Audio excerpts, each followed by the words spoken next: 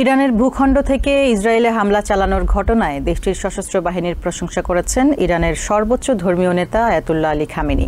রবিবার কমান্ডারদের বৈঠকে তিনি বলেন, ইরান তার কাছে শক্তি প্রদর্শন করেছে। এদিকে যুদ্ধবিরতি কার্যকর না হওয়ায় হামাস ও ইসরায়েল একে অন্যকে দায়ী করেছে। অন্যদিকে দখলকৃত ওয়েস্ট ব্যাংকে ইসরায়েলি বাহিনীর গুলিতে আরও ৩ প্যালেস্টিনিয়ান নিহত হয়েছেন।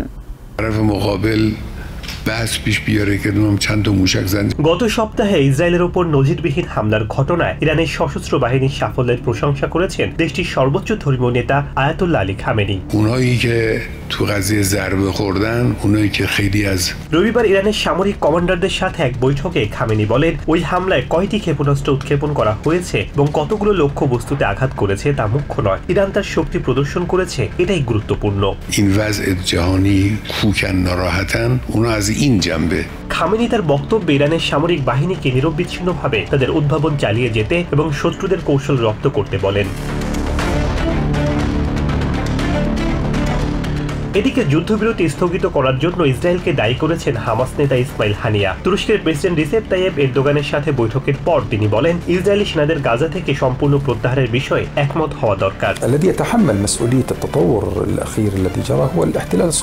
অন্যদিকে ইসরায়েলের প্রধানমন্ত্রী বেঞ্জামিন নেতানিয়াহু বলেছেন, হামাস যুদ্ধবিরতির প্রস্তাব প্রত্যাখ্যান করেছে।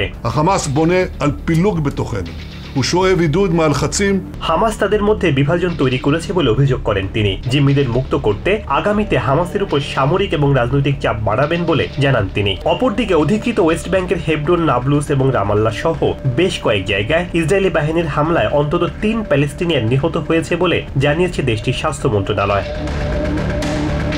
প্যালেস্টিনিয়ানদের গুলি করার পর ঘটনাস্থলে অ্যাম্বুলেন্স যেতে বাধা দেয় ইসরায়েলি পুলিশ বাহিনী। একজন অ্যাম্বুলেন্স চালককেও গুলি করে হত্যা করে তারা। এর আগে নূর শামস ক্যাম্পে ইসরায়েলি বাহিনীর অভিযানে ১৪ জন নিহত হয়। নূর শামস ক্যাম্পে অভিযান চালিয়ে বাসিন্দাদের হত্যা করায় ধর্মঘট ও একদিনের শোক পালনের ঘোষণা দিয়েছেন তুলকারামের governor Mustafa তাকাতকা।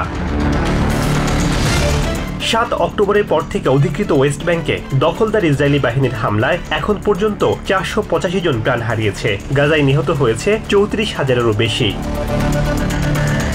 Sheikh Sadi Barzan, TVN 24 news desk.